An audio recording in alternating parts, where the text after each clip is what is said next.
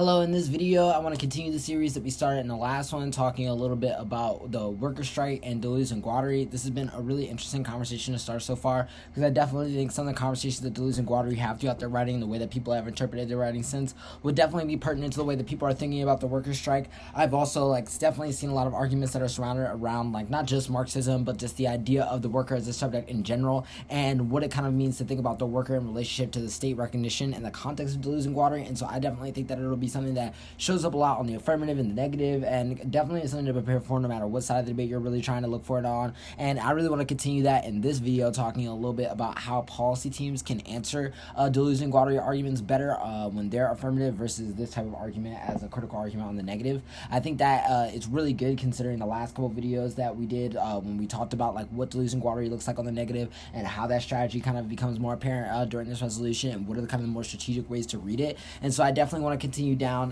kind of that train of discussion and talk a little bit more about what policy teams can better do to adjust their arguments. And so if this is your first time really hearing about this, or if this is your first time really tuning into this particular series, I would definitely say to go back and watch the last couple of videos to get a good idea of what I'm thinking this critique is going to look like, and to get a good idea of just what kind of terminology or ideas from Deleuze and Guattari I think are particularly helpful when trying to understand their relationship to this particular topic. The place that I kind of want to start for this particular video is just thinking about what are some of the priorities of when you're trying to beat this argument as a policy team. I definitely think that at the top, being able to make arguments about assemblage theory being wrong, and about the way in which they're considering war machines being wrong, critically important to the way in which you're going to be able to win this resolution, or win arguments on this resolution. I think that the best strategies for policy teams on the affirmative kind of combine a twofold strategy between being able to win that the way in which they're considering assemblages as these kind of all-encompassing effective organisms that allow us to touch institutions in various types of ways is incorrect, and that liberalism as a system is self-correcting insofar as that we are able to not understand it as a series of for instance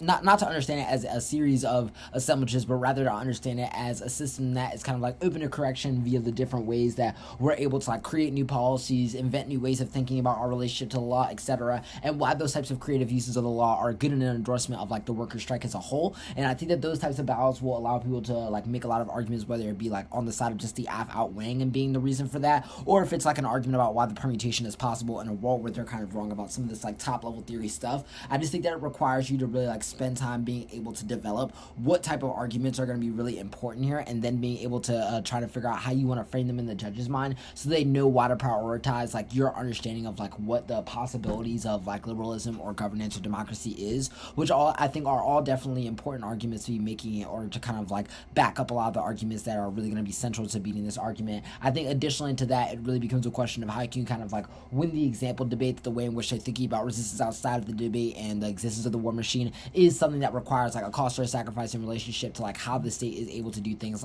not just crack down, but create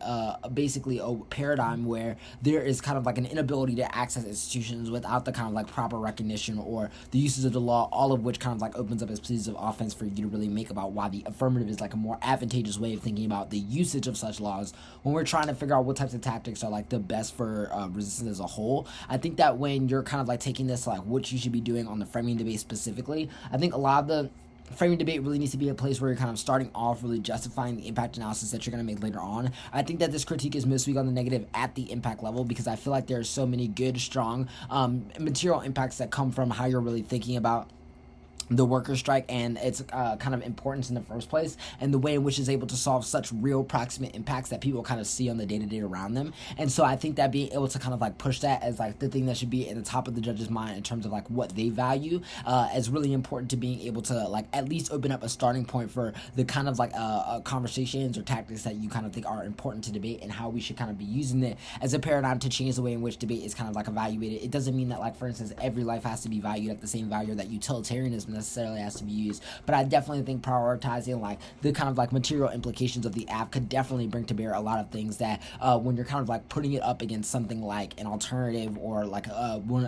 just the simple refusal that could be offered by the negative, then you have a lot of avenues to kind of have an advantageous debate for what your framing is producing. And I think it's just a question of how you can win that not only your way of evaluating those impacts are good, not just at a procedural level so that the totality of the affirmative is evaluated, but also at an educational level for what types types of tactics and what types of ways do how you're kind of like debating and thinking about the role of policy affect how like worker strikes and other things are organized outside of debate. And I think that the more that you can kind of create that linkage, that like stronger your wall is for why your framing is so strong. And I think it's such a good reason for like why you can make, like, for instance, some of the classic arguments like movement lawyering and stuff like that, all of which I think are like decent ways to kind of justify why the particular use of thinking about like the presence of the law and its relationship to how we're kind of like thinking about violence and resistance towards like capitalism, etc., are all kind of important. And I think that you actually have a diverse kind of set of impacts to like cite for that particular framing set of arguments. I think at a thesis level, this is where you really need to like start going in on the question of like whether or not they're kind of correct about assemblage theory and whether or not they're right about the war machine and its relationship to the state.